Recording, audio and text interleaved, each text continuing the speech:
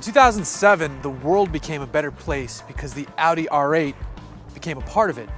The car's been around that long, and in 2012, it got a bit of a makeover, a refresh. Now though, this is the 2017 Audi R8, and we're finally into the second generation of the car. Is it better? Yeah, of course it's better. It's way better. You can see right off the bat, it's clearly an R8, but it's clearly a new R8. The daytime running lights, the LEDs look absolutely brilliant. I love the way the two lines here flow into these strakes. You got the big wide mouth grille. You got a little bit of a lower lip there. Coming around to the side, our tester here wears optional 20-inch wheels. These optional wheels look so much better than the stock wheels. These are the ones to get. You got this delightful V10 badge here so everybody knows what you're dealing with here. Really low roof line. The side blade has changed. It's no longer one piece. This is the standard V10. On the V10 Plus, it's a little bit bigger. Back here, plenty of room to see the big old V10 engine under this nice sheet of glass. This one has an optional carbon fiber package, so there's carbon fiber bits everywhere. There's a little bit of a spoiler tucked in here. On the Plus version, which is more amped up, and we'll get into that in a little bit, there's a fixed wing, but you get this one here on the non-Plus. Nice dual exhaust, nice rear diffuser, gorgeous car.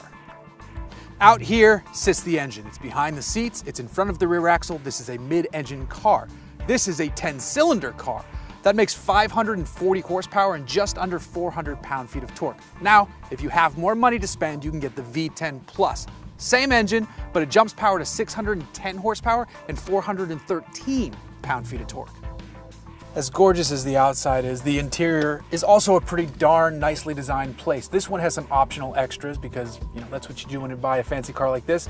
This diamond stitching in the seat, this diamond stitching in the suede headliner, that's extra. That's gonna run you about $5,000. The red interior, that's not extra, but the fancy look is a little bit extra. This car also has the virtual cockpit, which you've come to know on other cars like the A4, the Q7, the TT, and the sister car to this, the Lamborghini Huracan, because that's right, they're basically very similar. They're not the same, but they're very similar, same platform, same engine. So what you've got here is a very driver-focused cockpit. All of the information is in front of the driver. The passenger gets pretty much nothing to play with except some HVAC controls. Your start button's not even over there. It's right here on the steering wheel, and that's actually one of the best parts of the car, is when you press that red button and you fire it to life. So here are some basic stats you need to know on the V10 R8. It'll run from 0 to 60 in just 3.5 seconds. And that's very quick, and it will run all the way up to its 199 mile per hour top speed. There is a Plus version though, as we've mentioned, with all that power and a little bit more aggressive looks. That one will go from 0 to 60 in 3.2 seconds and will blast all the way to 205 miles an hour. That's amazing. Now both cars are backed up by the same 7-speed S-Tronic gearbox. It's very easy to use. You got paddles right here. I'm driving in automatic mode. I'm going to show you here this car has a few different natures. Whereas R8s of the past were pretty much just singularly focused cars, this one's got a little bit more going on in that area. So I'm dawdling along in auto mode. This car has what's called Drive Select, and if you're familiar with Audis, you've seen this before. There's a button, usually it's down here, but in this car it's right here on the steering wheel, and I'm in auto mode, so it's controlling the steering, the engine, the exhaust, the suspension, and it's automatically adjusting to the road conditions and how I'm driving. Now, if I hit this button, it goes to dynamic, and you get a little sport mode there, and you just heard the exhaust kick in. The exhaust just got louder. Now I can grab a paddle and shift it myself. I'm in third, go down to second, and things got a whole lot more dynamic. Now, there are 4 modes here, so if I hit this button again, I'm now in individual. And through this screen up here, I can set the modes. I can adjust how I want different things to behave.